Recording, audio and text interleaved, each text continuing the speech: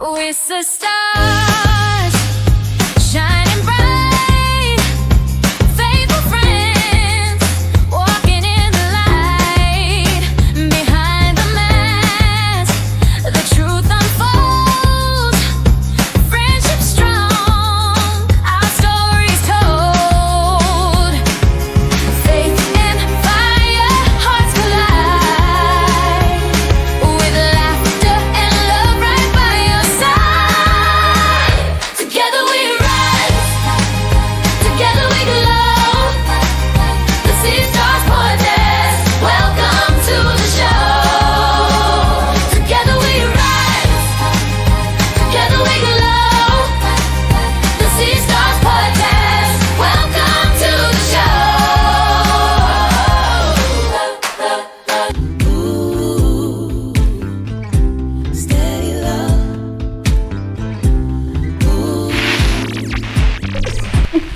Hi guys, we are back with another episode of SISTARS. It is almost done with the season. Wow. And today is a special day for me and my hubby. It is our, oh my gosh. Okay, hold on. Let me make sure I get it right.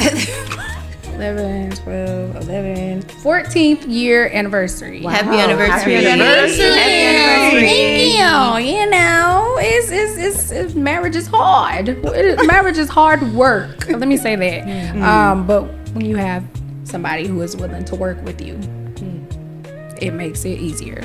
And I like a reframing of that. Sure. Marriage is hard work, if you want to put it that, but it's a labor of love. Okay. People are A hard. labor of love. It's a labor of love, and people Yes. are hard. Marriage is not. Whew. You saying a lot. You saying a lot. I'm just saying, you're saying a lot. I think me and Sean have been through a lot of ups and downs, and children, and loss of jobs, and going to school, getting out of school, moving. We done moved. Woof. We done been in Florida, Texas, Alabama. So all the things. All the All the things. All of the things. So today we're really gonna focus on, like, what do we all believe is love stories that are in it for the long haul. What makes a good marriage or relationship? What are those things that make it great? That make it able to beat the test of time? Well, the other part of that too is we just also are celebrating Veterans Day, and your husband is a veteran. My ex-husband is a veteran. Your was gonna say. ex-husband is a veteran. Think your ex-husband is a veteran. So we just want to say Happy Veterans Day to Veterans Day. everyone. We thank every veteran that's out there for your service. And we thank you all for your service in marriage, because you all are the veterans. Oh, wow. You are the veterans at the table. Ding. That was a good twist. There you Girl, go. I caught it. Yeah, you are the veterans at the table. So Yeah. congratulations on that. Thanks. May God continue to bless your union. Yeah. I appreciate Many that. more years. Yes. Thank you. Thank you. I don't know. Wow. I'm just saying, like, wow. It's been a long time. Okay. Let's get into this episode. Let's dive in. Okay. So, how do relationships change based on circumstance? What are some of the things that you think come in the, I don't know, not come in the way of, but pop up in marriages that make them, I guess, a challenge and or make you work together more? Because for us, children, woo! Baby, we love you, but the way that you get in the way, it's like, we love them, right? But they change your entire relationship dynamic. Like, you can't even have conversations the same. You know, your whole routine is based on them. It's all about them. And then when they get to an age, even where, you know, they're taking care of themselves, you know, you've done it one way for so long, it's like, whoa, what are we doing? What do we do with this time? Right. We have a little bit of extra time. What do we do with that? So, I don't know. What do you think, Shakira? I think you have to be intentional. Yeah. Ooh, That's the my favorite word. intentionality. Yes, that's my favorite word with everything, and especially with relationships. I think, for one of the things that I intend to do moving forward, should I enter into another relationship, is kind of identify some of these things ahead of time, and like kind of figure out where we stand on certain things. Like it's kind of ahead of time. And so I think I had mentioned in a previous episode about leading with the thought that we both want the same things. Like we all want the same things. And I think that when you kind of have that understanding, it kind of sets the tone for how, if anything unexpected comes up, you already have a value system in place. Yeah. That will lead and guide and help you to navigate those unexpected challenges. Because, if we're not on the same page going into it, when those unexpected things come up, it can make you go down different roads. Absolutely. Absolutely. I think being on the same page will get you to a higher space.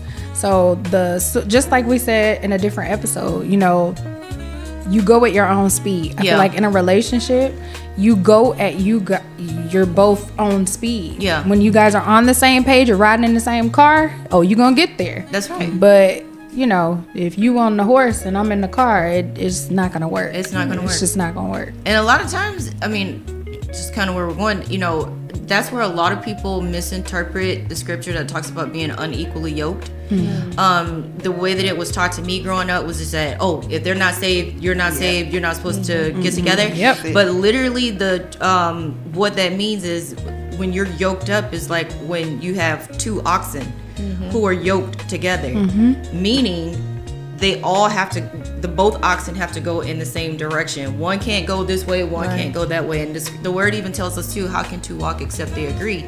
And so again, not having that agreement up front causes the issues to kind of make the long haul a little more difficult.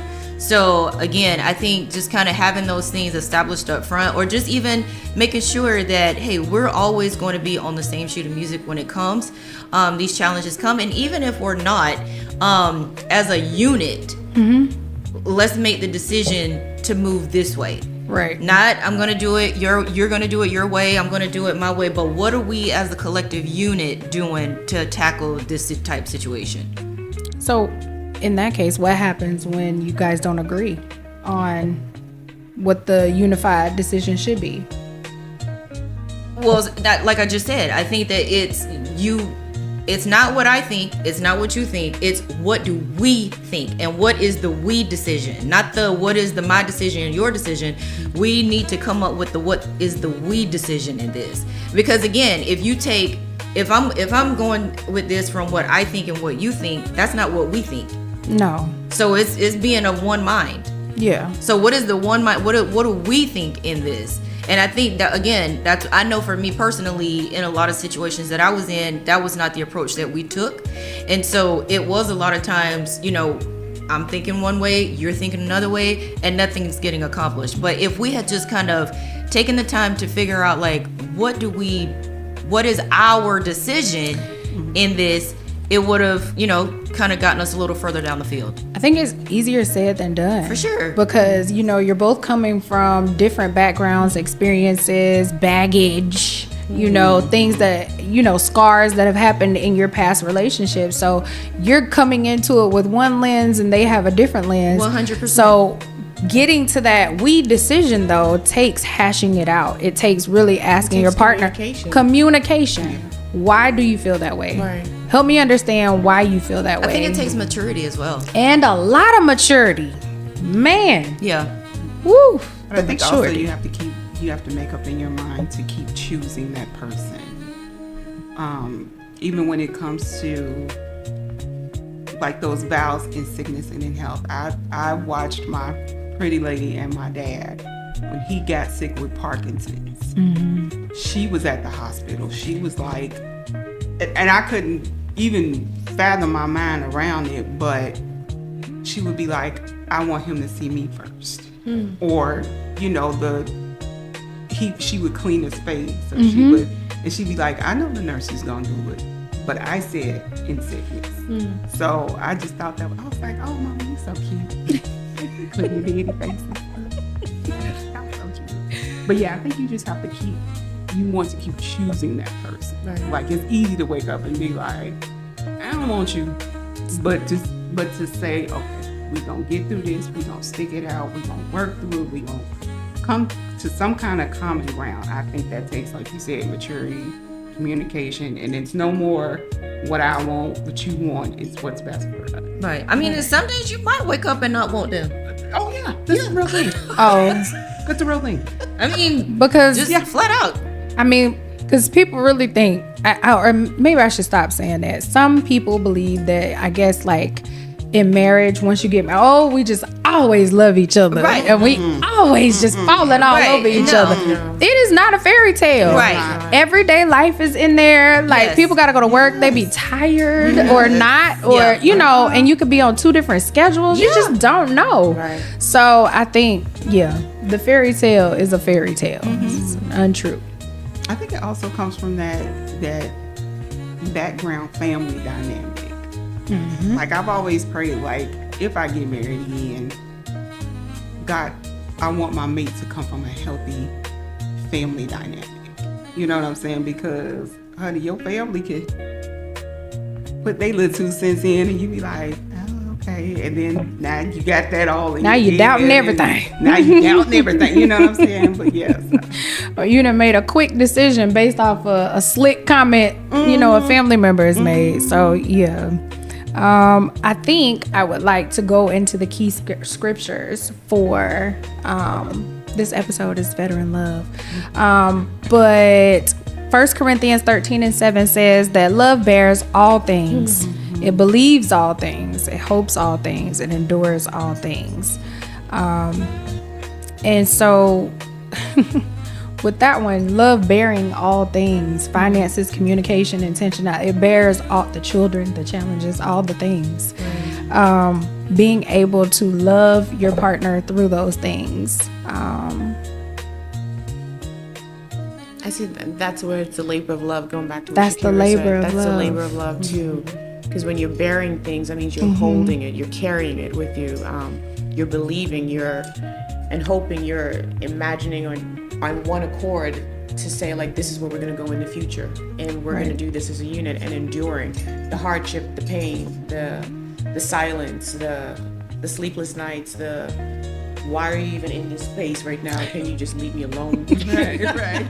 That Because we're endurance. human. Like, yeah. So it is a lot. Marriage is a labor of love.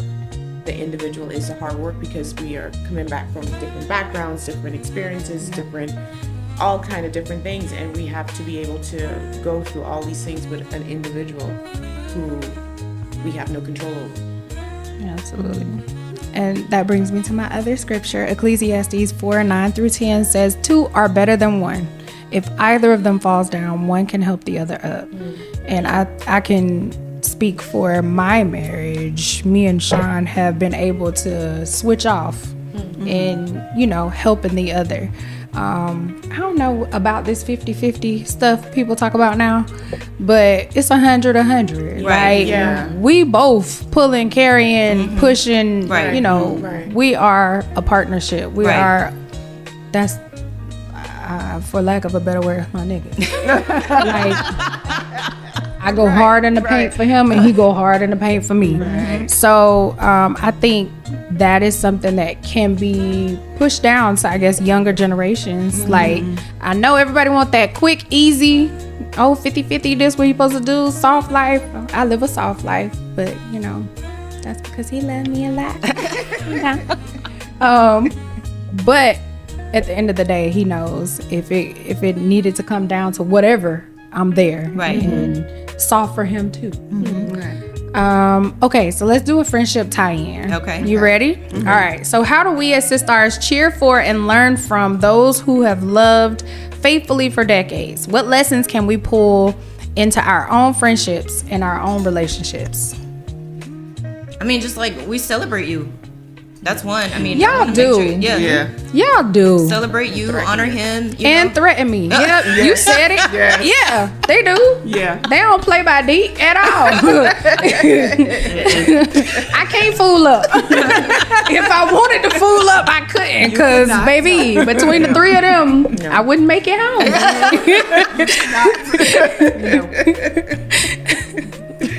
Oh my God. Yeah, that accountability is necessary, though. I feel like having friend groups or having SISTARS who really believe in your marriage and Yes. really are rooting for your marriage Yeah. is Right. key in having a healthy marriage. For sure. Like, you know, you can't have a naysayer on your team. Right. You're not gonna go far. So, what do y'all think are some lessons, I guess, for relationship or friendship for you guys in the future? Well, I mean, again, if I, decide to enter into another relationship, I've been told that I have a Pollyanna view of relationships, and I look through with Wait a minute, rose-colored pause. glasses. You're gonna go into Pollyanna? Huh? Pollyanna? You said you have a Pollyanna? I've been told that I have a Pollyanna view of relationships, Meaning? and that I look through love through rose-colored glasses. Oh, is that what that means? Pollyanna was, I don't know. Tell me. Yeah, I was over here like, somebody Google that, please. I can't Google it. I know It's what you just like mean. an idealistic. I don't. Tell me. It's Okay. like an idealistic view of Got love it. and romance and Gotcha. relationships. Fairy tale. Not necessarily fairy tale, but just Okay. idealistic. Idealistic. Yeah. Okay. I Gotcha. tend to say idealistic, but I think again it boils down to out of 8 billion people on the planet, we found each other, and there's something to be said about that. And if you're going to make the decision to partner up and share your life with another person, the lesson is preserve that, take care of that, honor that. Yeah. Show up for that, even in the hard times. And you may wake up one day and be like, I don't like you today. And you know what? It's okay. Take your time. I'll take my time. And then we come back together, because at the end of the day, out of 8 billion people on the planet, we found each other. Like, there's something to be said about that, in my viewpoint anyway. It's really sweet. That is very cute. That's cute. I don't mean for it to be cute. There's just No, but it is cute though. I mean, cute 8 feels billion? juvenile. I mean, that's reality. Know what you're saying? Like 8 billion people on the planet and we got each other. Yes, the very invisible sweet. string. Have you never heard of the invisible string theory? No. No. That we're all born with an invisible string to our person, and throughout life, circumstances, journeys, paths, the string gets shorter and shorter the closer we meet them. So you believe in a soulmate? I believe in soulmates. Multiples. I do. Okay. Okay. Even with the invisible thing? I do. Okay. Yes. I hadn't heard that before, but you're right. I mean, had I not moved to Tampa, I wouldn't have met him. Had I not gone to Mirage with Melania, I see? wouldn't have never met That's him. right. I'd You gotta never think seen about like you saying cute, and I'm like, I can go like real deep with this, because you gotta think about what if you say if you hadn't gone to Tampa. him. Yeah. You got to think about the circumstances, the orchestration, everything that went into you meeting your husband at that one particular moment in time. What if you had been 5 minutes late? What if you had been an hour early? You mean, what if I had not walked up to him? Because I seen the shape of his head from What if he across had the left room. out? What if he had left out I was before like- you even got there to say, I like the shape of your head? Like, what Girl, if? you But right. there's a certain amount of orchestration that went into place that caused you to be there at the right moment that he was, and now you all have built this beautiful life together through its ups and downs or whatever it may be, but you are now celebrating a 14-year anniversary with 2 beautiful children. Shout out to Melania Hernandez and Mirage nightclub down in Tampa. So yeah, Yeah. I mean, I just think that Thank there's yeah, Yeah, thank you. we all have sacred contracts of You're different right. people that we're supposed to meet on this journey, whether they are meant to last or not.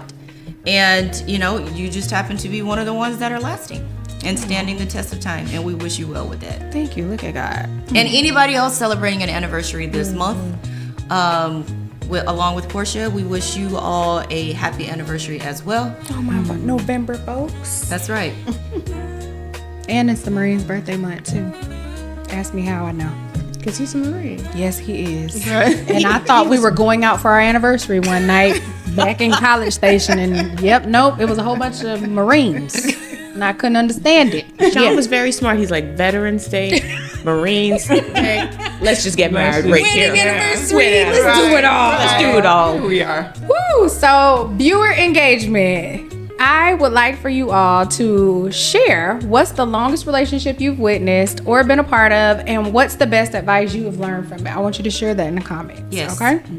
And then our Faithful Friends challenge for this week is reach out to a couple that you admire, thank them for being an example of lasting love, and ask them to share their favorite piece of advice. Love it.